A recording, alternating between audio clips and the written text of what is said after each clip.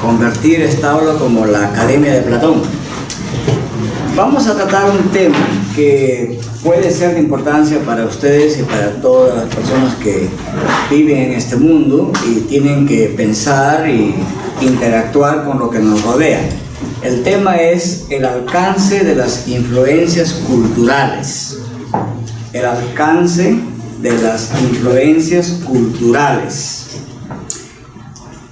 Y como vale también para la Biblia, vamos a hacer una lectura en el Antiguo Testamento, en el libro de Deuteronomio, el capítulo 7, y los versículos 1 hasta el 11. Deuteronomio 7, 1 al 11. Y voy a leerles directamente el texto para no gastar mucho tiempo en buscar y esto. Dice así el texto. Cuando Jehová tu Dios te haya introducido en la tierra a la cual entrarás para tomarla en posesión y haya expulsado de delante de ti a muchas naciones, y entre paréntesis denomina las naciones: Eteos, Gergeseos, Amorreos, Cananeos, Fereceos, Efeos y Jebuseos, 7 naciones mayores y más fuertes que tú. Y cuando Jehová tu Dios haya entregado delante de ti a ellas y tú las hayas derrotado, entonces destrúyelas por completo. No harás alianza con ellas, ni tendrás de ellas misericordia. No emparentarás con ellas, no darás tu hija a su hijo, ni tomarás su hija para tu hijo, porque desviará a tu hijo en pos de mí, y servirá a otros dioses. De modo que el furor de Jehová se encenderá sobre vosotros, y pronto os destruirá. Ciertamente, así habéis de proceder con ellos. Derribaréis sus altares, romperéis sus piedras rituales, cortaréis sus árboles de acera, y quemaréis sus imágenes en el fuego, porque tú eres un pueblo santo para Jehová tu Dios. Jehová tu Dios te ha escogido para que seas un pueblo especial, más que todos los pueblos que están sobre la faz de la tierra. No porque vosotros seáis más numerosos que todos los pueblos, Jehová os ha querido y os ha escogido, sino más bien porque vosotros erais más insignificantes de todos los pueblos. Es porque Jehová les ama y guarda el juramento que hizo a vuestros padres, que os ha sacado de Egipto con mano poderosa, y os ha rescatado de la casa de esclavitud de mano del faraón, rey de Egipto. Reconoce pues que Jehová es tu Dios, Dios fiel, que guarda el pacto y la misericordia para con los que le aman y guardan sus mandamientos hasta 1000 generaciones, y que da retribución en su misma cara al que le aborrece, destruyéndolo. Él no tardará en darla al que le aborrece, en su misma cara la retribuirá. Guarda pues los mandamientos, leyes y decretos que yo te mando hoy que cumplas. Muy bien, es un texto chocante, ¿verdad? Levanta varias preguntas existenciales, preguntas incluso de carácter cultural. ¿Cómo es posible que un Dios de amor, de misericordia, bueno, santo, justo, le diga a su pueblo que no tiene que mezclarse en nada con la cultura de Canaán? Eso es lo que dice el texto. Da la razón. La razón es la siguiente. Está en el versículo 6, quizás es el punto principal del pasaje. Porque tú eres un pueblo santo para Jehová tu Dios. Jehová tu Dios te ha escogido para que le seas un pueblo especial, más que todos los pueblos que están en la faz de la tierra. Deuteronomio 7:6 es el punto principal aquí. Bien, cuando hablamos de la influencia de la cultura en la vida y en el pensamiento de los cristianos, hay un primer punto en el que todos tenemos que estar claros. Y este primer punto es el siguiente: que la influencia cultural del medio que nos rodea es una cuestión de hecho. Todos estamos influidos por el medio cultural que nos rodea, ¿sí o no? ¿Piensan que sí? Esto nos lleva a pensar qué es cultura. Y voy a definir cultura en los términos más amplios y más específicos posibles. Más amplio: cultura es toda producción humana. Toda producción humana, ya sea ideas o artefactos culturales. Los conceptos son parte de la cultura humana. Por ejemplo, si ustedes se van al Perú y dicen: oye tico, ven para acá, chaval. Pues ningún peruano que no conozca algo de Costa Rica podría entender qué están diciendo ustedes. Para nosotros un tico es un carrito coreano pequeñito que llegó en los años 90 del Perú y hoy se usa como taxi. Ese es un tico. Para ustedes un tico es alguien que es de Costa Rica, ¿verdad? O sea, es un concepto para ustedes. El tico es un concepto que todo el mundo lo entiende. Y seguramente si van a otro país y dicen: oye, yo soy tico, y uno le dice: pero no tienes llantas, ¿no? ¿Dónde está tu motor? No te veo como tico, eres persona, ¿verdad? Entonces los conceptos son productos culturales y son productos específicos. O sea, la cultura es toda producción humana: ideas, conceptos y artefactos. Artefactos significa, pues, tazas, carros, cosas en general. Entonces, la cultura es toda producción humana en forma de artefactos, ideas o conceptos que adquieren características particulares. Esa es una cultura en general. Bien, entonces, decía como el primer punto que la influencia cultural es una cuestión de hecho. Si usted es ser humano y vive en un país, usted va a ser influido por la cultura de ese país. Si usted es ser humano y vive en un pueblo dentro de un país, la cultura de ese pueblo le va a influir a usted. Y podríamos decir que la influencia que recibimos en la cultura es una cuestión de hecho. Estas influencias pueden ser muy particulares de donde viven ustedes, y también hay influencias generales. Por ejemplo, díganme ustedes el nombre de una de las tribus más antiguas que ha habitado Costa Rica. ¿Cómo se llama esa tribu? Muy bien. Muy bien. Cuando Cristóbal Colón llegó por esas tierras, ¿qué año era de la era cristiana? Estoy hablando de la cultura de ustedes, ¿no? Estoy poniendo a prueba cuánto conocen de su cultura y de su historia. ¿En qué año más o menos Cristóbal Colón llegó por acá?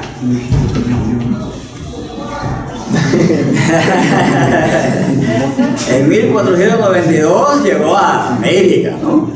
Pero por aquí pasó en 1500, por ahí, ¿verdad?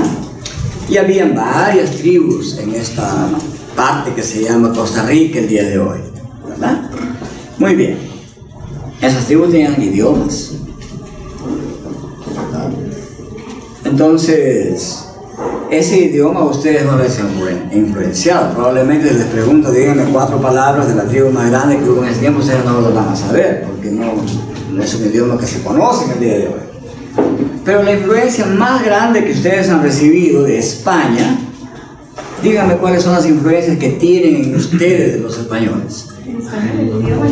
Muy bien, el idioma, la religión. ¿Qué más? ¿Los españoles llegaron acá desnudos? Tiene la ropa, el concepto de pantalón, el concepto de camisa, ¿verdad? O sea, hay influencias que son generales. El día de hoy, ustedes no solamente tienen influencia de España, probablemente la mayor influencia ya no es de España el día de hoy. ¿Qué idioma aprenden como segundo idioma en el colegio? Inglés. Inglés. ¿De dónde viene ese idioma? ¿De dónde? Viene de Inglaterra, ¿verdad? Entonces, ustedes piden a gritos en este país: queremos la influencia de Inglaterra, por lo menos su idioma, ¿verdad? O sea, hay influencias muy generales que vienen de fuera. Otras influencias vienen de adentro.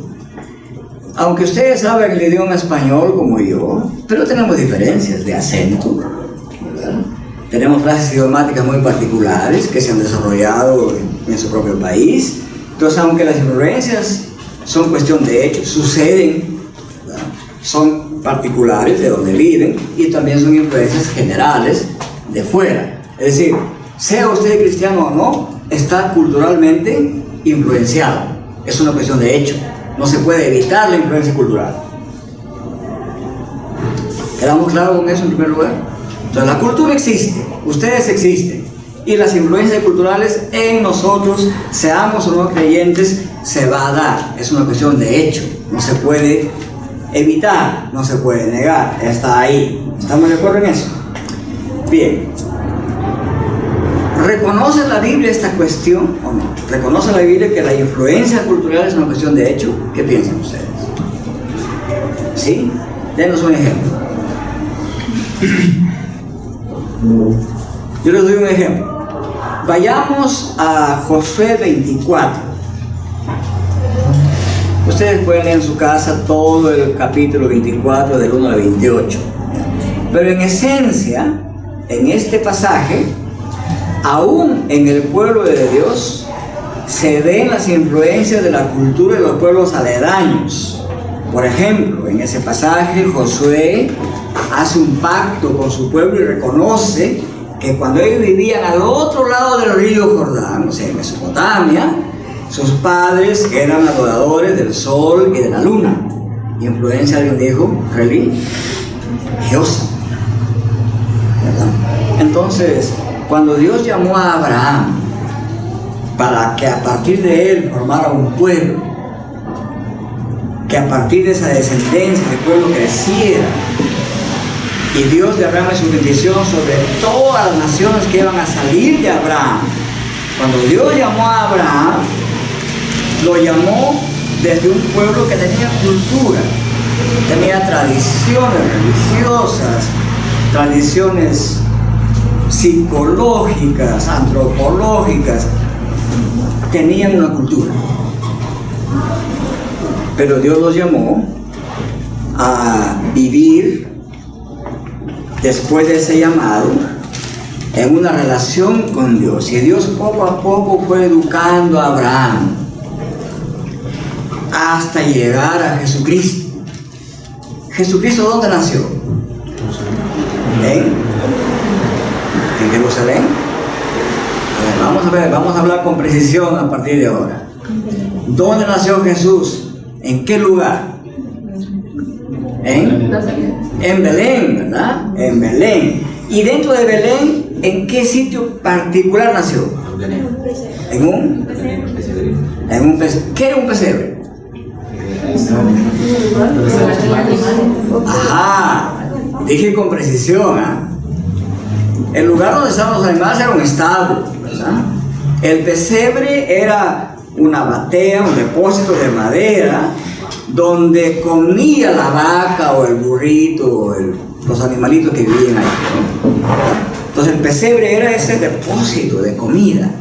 Ahí acomodó María pañales y ahí en ese pesebre, en ese depósito como cunita, ahí nació Jesús, en Belén, de Judea. Y más adelante, ¿cómo piensan ustedes que vestiría Jesús? ¿Vestido como astronauta? ¿Vestía como tico? ¿Vestía como? Como judío. Y particularmente cuando ya tuvo 30 años y comenzó a salir a la vida pública, vistió como rabino. O sea, tenía una túnica. Todo el mundo sabía que él era maestro, rabino, ¿verdad? Entonces, podemos decir que Jesús mismo tuvo elementos en su vida de la cultura. Comía como comían los judíos. Podemos saber que él llegaba cuando era invitado y se sentaba a comer a la mesa y los demás alrededor de él. O sea, también bebía agua, tenía sed, se cansaba, ¿verdad? Entonces Jesús tuvo una cultura también, vivió en este mundo. ¿A qué idioma hablaría Jesús? Hebreo. ¿Seguros? De hecho sabía hebreo, recitaba las escrituras en hebreo, también sabía arameo y probablemente también hablaba griego y probablemente latín. Pero los niños judíos eran bien estudiosos. A los 13 años, un judío entre 13 y 14 era declarado, digamos, ciudadano. Sabía el oficio de su padre, de su tío, de sus abuelos, y sabía todas las escrituras. Cuando Jesús tenía 12 años, sabía a profundidad las escrituras, ¿verdad? Eso le permite dialogar con ¿quiénes? A Jesús. Con los doctores de la ley.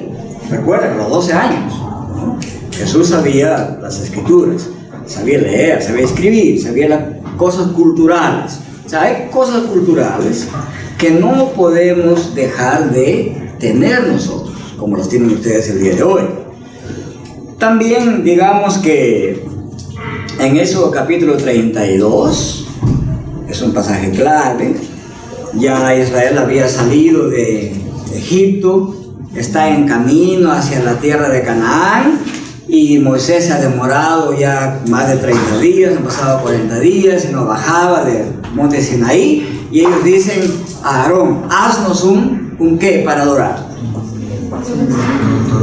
Haznos un becerro, ¿verdad?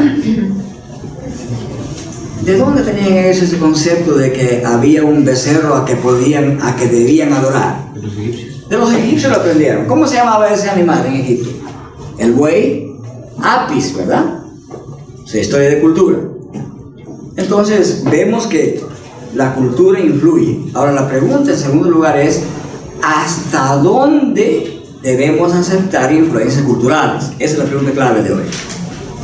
La cultura influye como cuestión de hecho. Usted no tiene que hacer casi nada y va a estar influenciado culturalmente. Vemos en ustedes, ¿no? Algunos están con lentes, con zapatos, zapatillas, pantalones, qué sé yo. Son productos culturales, ustedes los tienen. Eso no lo identifica necesariamente a usted como cristiano o no. No lo identifica como ser humano, ciudadano de Guadalupe o San José, del lugar que provengan de Costa Rica. Pero la pregunta que un cristiano ya tiene que hacerse en base a esa realidad es la siguiente: ¿hasta dónde podemos permitir y qué ciertas cosas culturales debemos adoptar y aceptar y qué otras cosas no? Esa es la pregunta que tenemos que hacernos. Si no podemos vivir en este mundo a ciegas, no podemos hacer lo que todo el mundo hace, no podemos ser como todo el mundo es. Entonces la pregunta que el cristiano tiene que hacerse es: ¿hasta dónde permitir influencias de qué características culturales? ¿Qué características son aceptables para el cristiano y cuáles no? Entonces, aquí es donde tenemos que hablar un poquito sobre el Nuevo Testamento. El Nuevo Testamento nos dice, por ejemplo, hay dos criterios que Pablo utiliza. Dice: todo me es lícito hacer, pero no todo conviene, no todo es conveniente. Muy bien. El otro principio parecido es: todo me es lícito hacer, pero no todo edifica. Entonces hay un primer criterio.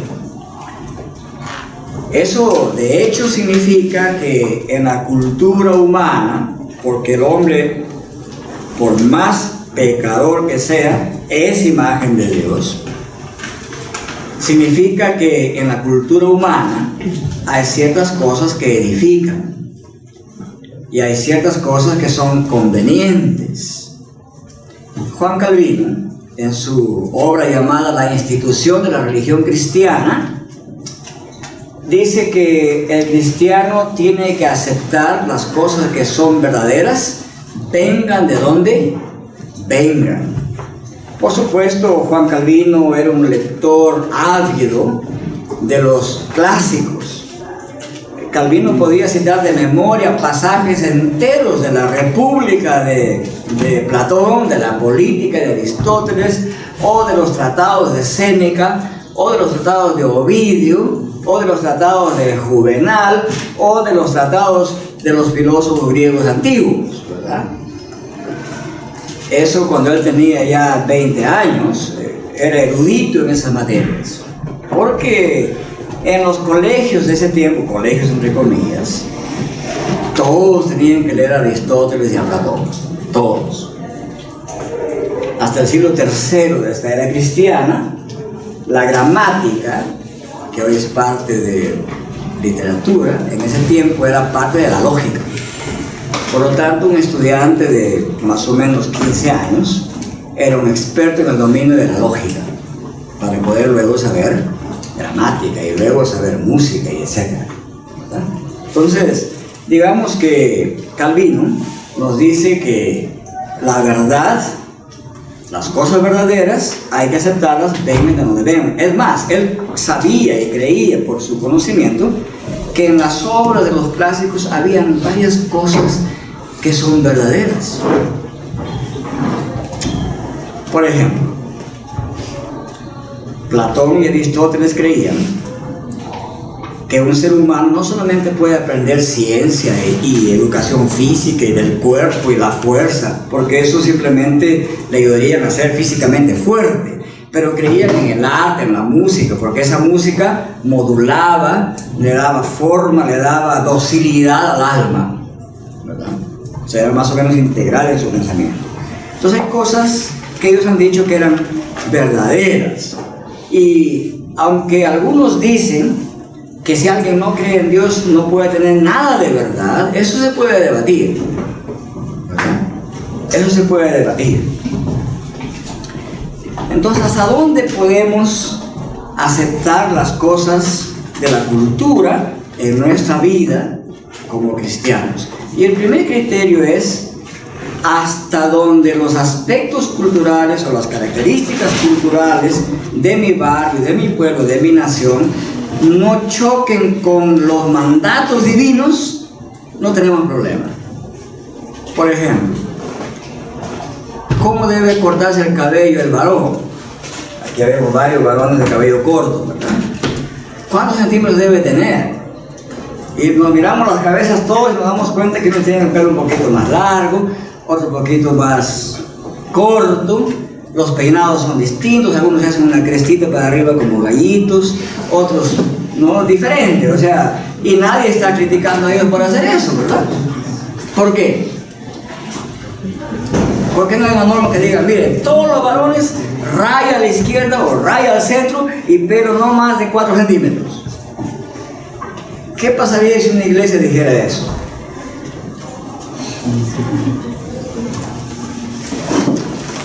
La vida sería imposible, ¿verdad?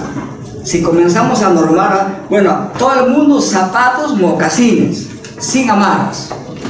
Y tienen que ser de color negro, porque si no son de color negro es pecado. ¿Qué dirían ustedes? En un momento, ¿qué le pasa a usted? ¿No? Entonces tenemos que decir, va contra los mandatos de Dios de ponerse pantalón azul y camisa roja. La respuesta es no. La pregunta es más sencilla. ¿Es conveniente o no es conveniente? ¿No? Es una pregunta importante. ¿Es conveniente? ¿Es edificante? Este es el tipo de preguntas.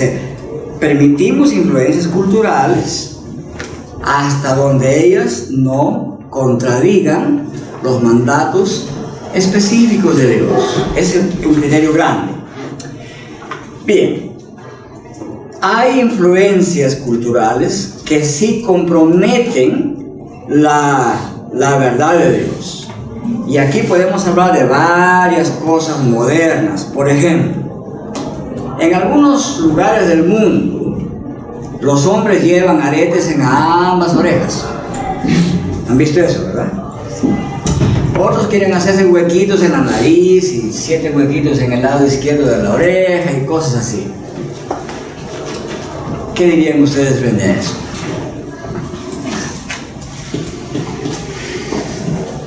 Es algo a lo que uno no está acostumbrado, pero no es normal para uno, pero sí, esa cultura sí lo es. ¿Será un hecho neutral? Algunas características, algunas marcas que se llevan en los cuerpos del ser humano, ¿serán neutrales o tendrán significados? Sí, hay culturas donde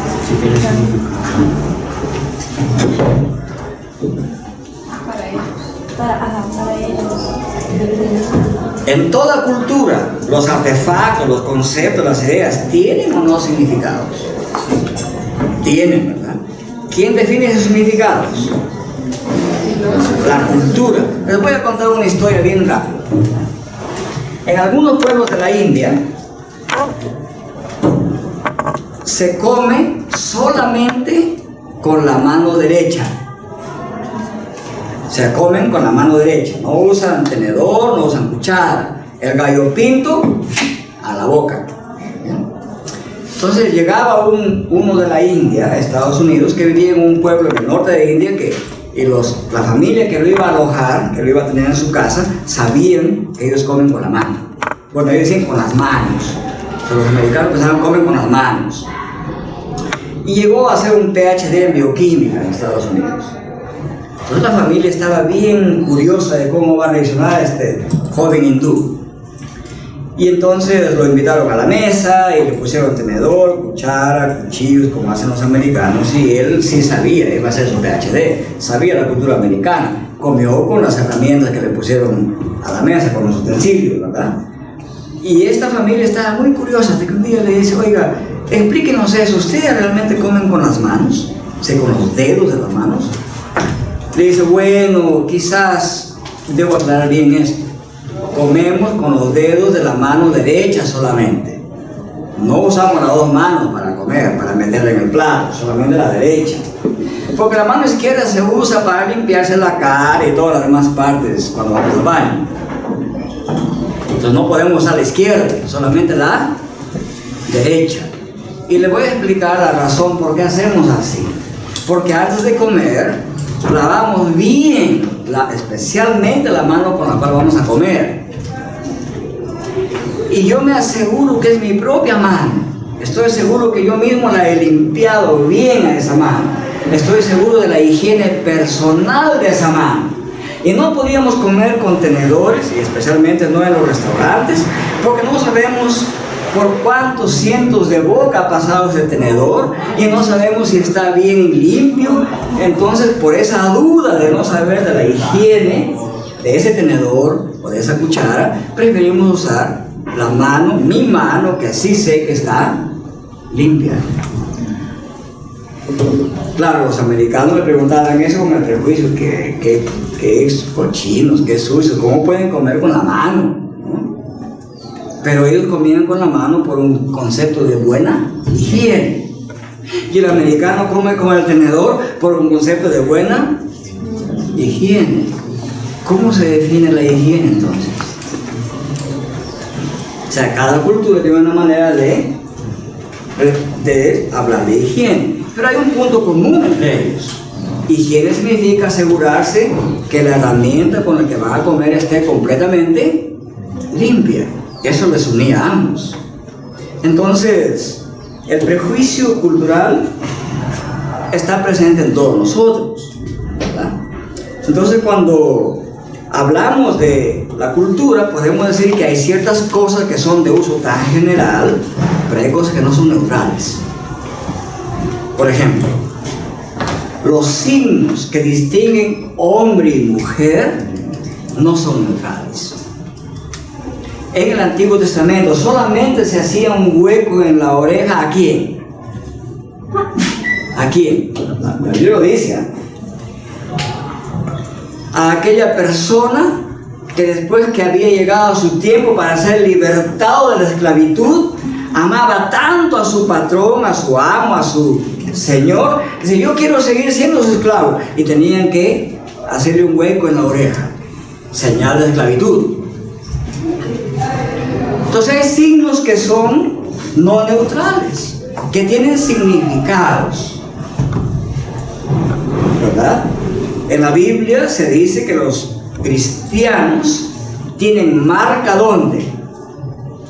En la frente, como símbolo del cerebro. Tienen marca en su conciencia, en su cerebro. ¿Y cuál es esa marca? ¿Qué dice ahí? De Cristo, ¿verdad? Significa que los cristianos tenemos señales externas. Puede decir una señal externa. Un creyente no habla de la misma manera que un no creyente. No entiende el mundo de la misma manera que un no creyente. No entiende la ciencia de la misma manera que un no creyente. No concibe la identidad de género de la misma manera que un no creyente. Tenemos distinciones, tenemos diferencias. Es necesario que sepamos las diferencias, porque eso nos permite guiarnos en la vida. A eso le llamamos, los cristianos tenemos una cosmovisión, tenemos una concepción del mundo, de Dios, del hombre y del destino final del ser humano en este cosmos.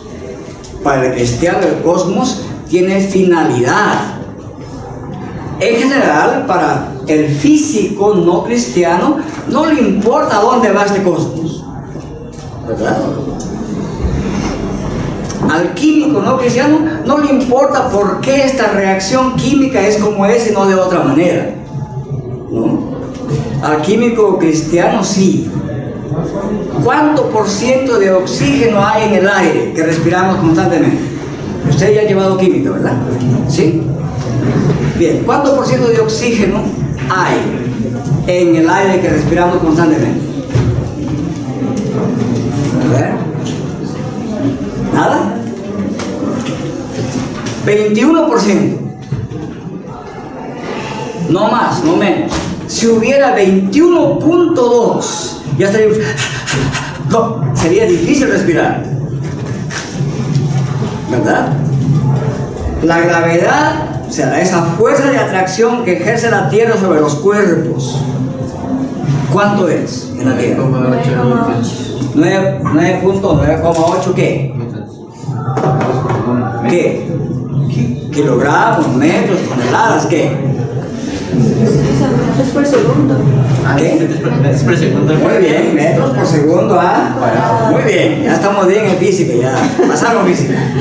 Muy bien, si fuera 9.83, porque 9.81, 82, si fuera 9.85,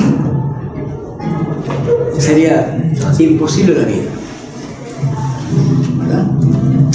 Entonces, para los cristianos, el cosmos tiene una finalidad, está controlado por la providencia de Dios, tiene estructura y camina hacia la nueva creación, cielo nuevo y tierra nueva, ¿verdad? Entonces hay cosas que nos distinguen. El cristiano no ve la ciencia como el no cristiano. Cuando estudiamos la estructura del universo, no nos da miedo a los cristianos, sabemos que vamos a encontrar coherencia. Entonces hay cosas culturales que nos distinguen. Y mi tarea en esta mañana era mostrarles eso. Hay cosas culturales que nos hacen igual a los demás. Hablamos español como los demás, vestimos muy parecido a los demás. Pero nuestro pensamiento, nuestra cosmovisión como cristianos, tiene distinciones con la cosmovisión no cristiana.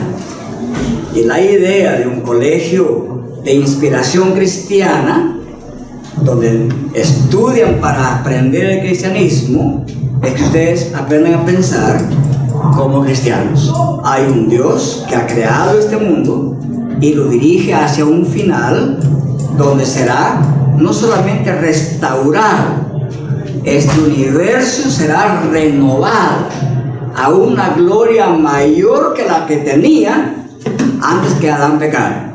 Y el ser humano, ustedes, no serán solamente restaurados, serán nueva creación, mucho más gloriosa que lo que fue Adán antes de la caída. El cristiano reformado no mira hacia atrás al jardín del Edén.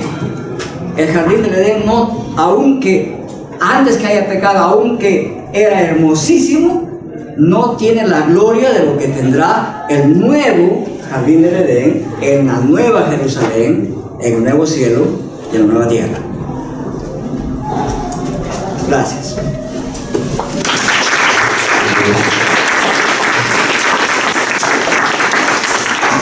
Tiempo de preguntas y respuestas. Sí, quisiera pedirte en particular un favor. Dentro de las cosas culturales que mencionó, muchas de ellas son que nosotros podemos voluntariamente dejarlas de lado. Gastronomía, vestido, etc. Pero hay un fruto cultural que es vinculante para todos, nos guste o no, las leyes. Porque las leyes son un producto de la forma de pensar de los hombres.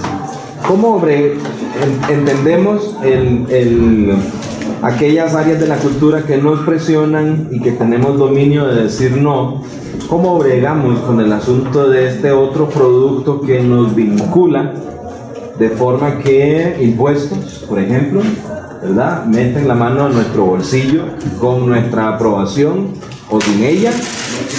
Leyes que nos van a obligar a llamarle mujer a un hombre, a llamarle matrimonio a una relación que no lo es, ya, puesto que ese también es un fruto cultural. ¿Cómo bregamos con eso?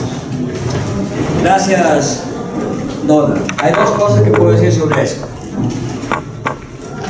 En toda sociedad actual hay un principio general en la filosofía del derecho que todos respetan: filósofos, abogados, historiadores, científicos sociales, cristianos o no, todos sabemos lo siguiente: hay una jerarquía de normas. Eso es así en todo país. Está también en vuestra Constitución. Hay una jerarquía de normas. De manera que la norma de mayor valor en un país es la constitución política de ese estado. Ustedes tienen también su constitución política, ¿verdad? ¿Desde qué año fue? La actual. 48. ¿Y ahora? ¿Hay variaciones o no? Sí hay, ¿verdad? Pero hay algo que no varía, que la Constitución es la norma mayor, y todos los estados que forman parte de las Naciones Unidas tienen esta característica común, que es un derecho humano fundamental que nadie sea perseguido por sus ideas, por su etnicidad y por su religión, ¿verdad? Es decir, si hubiera una ley en Costa Rica un día que diga: a partir del 31 de octubre del año 2019 no habrá iglesias protestantes en Costa Rica, ¿qué harían ustedes? Los que son cristianos, ¿qué harían? Bien, gracias, papá gobierno. No, ¿verdad? Haríamos como está escrito en Hechos 5:29. Hay dos pasajes muy bonitos, Hechos 4:29 y Hechos 5:29. En Hechos 4:29, cuando las autoridades, la Corte Suprema de Jerusalén, el Concilio de Jerusalén, apresó a algunos apóstoles y les dio su castigo y les dijo: váyanse y no hablen más de Jesús. Primero dijeron: juzgad entre vosotros, con mucho respeto, juzgad entre vosotros si es lícito obedecer a Dios o a los hombres. Los apresan por segunda vez y otra vez les dan su buen castigo y los sacan y les prohíben hablar en nombre de Jesús. Y Pedro y Juan dicen, ya no dicen juzgar, dicen: es necesario obedecer a Dios antes que a los hombres. Si en algo es experimentada la iglesia de Cristo, es en la persecución. No nos tiene que asustar cuando los gobiernos opresores, ideológicamente o legalmente, quieran suprimir a la iglesia de Cristo. Cristo ya nos ha prometido eso, que entraremos al reino a través de muchas aflicciones. Y Cristo prometió, en Mateo capítulo 16, nos dijo así, cuando Pedro confesó, Jesús preguntó: ¿y quién dicen los hombres que soy yo? Algunos dijeron: bueno, Isaías, Jeremías, Elías, algunos de los profetas. Y ahora le pregunta a ellos: ¿quién decís vosotros que soy yo? ¿Cuál fue la respuesta de Pedro? Tú eres el Cristo, primero. Es decir, tú eres el soberano. Segundo, tú eres el Hijo del Dios. ¿Y qué dijo Jesús? Bienaventurado eres Pedro, porque esto no te fue revelado por ningún ser humano, sino por mi Padre. Y luego le dice una promesa Jesús a Pedro. Le dice: he aquí yo te digo que tú eres Pedro, y sobre esta roca se edificará mi iglesia, y las puertas de la muerte, del Hades, las puertas del sepulcro, no prevalecerán contra ella. Entonces, en base a esa promesa, los cristianos tenemos todo el derecho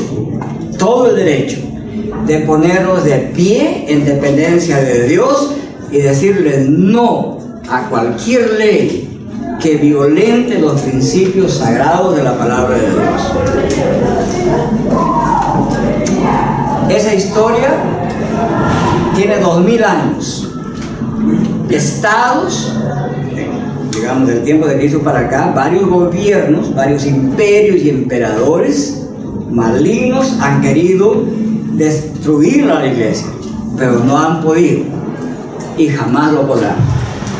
Había un buen padre de la iglesia llamado Policarpo que decía que la sangre de los mártires es la simiente de la iglesia. En el Antiguo Testamento había un emperador que se creía dueño del mundo, Nabucodonosor, ¿verdad? Y habían diezmado al pueblo de Dios y cogen a 4 chicos y quieren cambiar su mente, quieren volverlos babilónicos y que dejen de ser pueblo de Dios. ¿Qué sucedió? La pregunta que Daniel quiere hacerse en el capítulo 4 es la siguiente, y él lo dice, ¿no? ¿Y quién podrá contra Nabucodonosor? La pregunta es, ¿el poder más grande de este mundo, incluido el poder del diablo, podrá vencer a Cristo? La respuesta es Mengenoito, dicen los griegos, jamás. Así es que estemos preparados. Esos tiempos se vienen a América Latina, ya ha empezado. Hoy estamos viviendo bajo la dictadura de grupos pequeños, religiosa e ideológicamente anti Dios. Estemos preparados para ello. Cristo nos ha dicho, he aquí, yo estoy con vosotros hasta el fin del mundo. Mateo 28, 19 y 20, ¿verdad? De manera que, hermano Donald, tenemos que ir preparándonos conscientemente en el pensamiento, en las ideas y en las propuestas de legislaciones educativas y legales y económicas, como que no nos durmamos como cristianos. Yo no creo que el cristiano tiene que esperar que llegue todavía la persecución. Hoy es el tiempo de que el biólogo cristiano, el físico, el químico, el politólogo, el economista cristiano desarrolle propuestas convincentes, las debata en público y muestre la potencialidad benéfica que tienen las propuestas cristianas. Es una tarea que tenemos que hacer. No podemos cruzarnos de brazos esperando que, como Dios nos va a proteger, vamos a esperar que llegue todo. No, tenemos que trabajar proactivamente en la ciencia, en la tecnología, en la educación, haciendo propuestas que muestren al público el potencial beneficioso del pensamiento cristiano, que lo ha tenido en el mundo. Casi todos los científicos del siglo XVII y XVIII han sido cristianos. Los cristianos desarrollaron la ciencia, la física, la matemática, la química. Es en el siglo XX y XXI en que el ateísmo ha tomado prominencia por pereza de los cristianos. Nuestra tarea no es ser perezosos intelectualmente, es ser, como dijo Pablo, como luminarias en un mundo perdido y corrupto. Quedan 5 minutos, Alonso, y somos una institución académica. Me gustaría recibir de usted un consejo como estudiantes, aunque has mencionado, todavía no somos químicos, todavía no somos biólogos, todavía estamos en proceso de formación, pero que a nuestros muchachos dieras un consejo, no solamente como ministro, también como padre, respecto de la educación que aquí reciben, y algunos tips, por lo menos un par, para aprovechar ahora que estamos cerrando ya el año lectivo y alentarlos a cerrar bien. Bueno, gracias. 2 cosas. Primero, que dentro del contexto de las ciencias y las tecnologías, no hay prohibición alguna para que el creyente pueda ejercer una vocación científica o tecnológica en dependencia de Dios.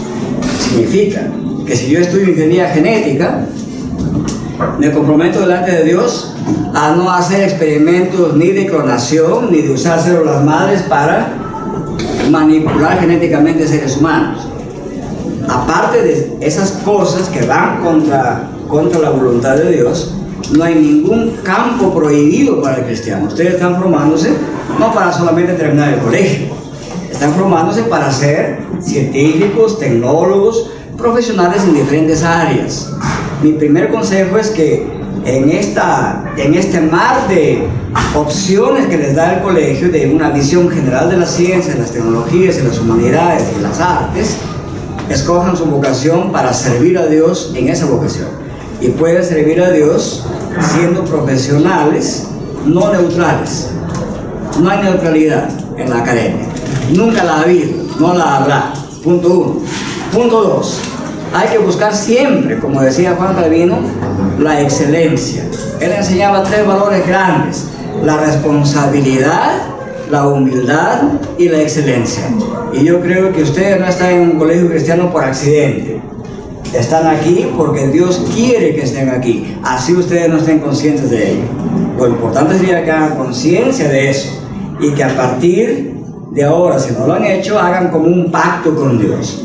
Todo lo que voy a aprender y lo que aprenderé más adelante lo voy a volcar para que la gloria de Dios resplandezca en esta nación. Lo que usted quiera o pueda llegar a ser en el campo de la ciencia, la tecnología, las humanidades o las artes, usted debe ser una luminaria con ese conocimiento para el resto de la sociedad. No olviden este pasaje hermosísimo de Mateo, capítulo 5, que dice así: vosotros sois la sal de este mundo, vosotros sois la luz de este mundo. Eso es lo que es un cristiano. Un cristiano no puede dejar de ser sal y luz en este mundo.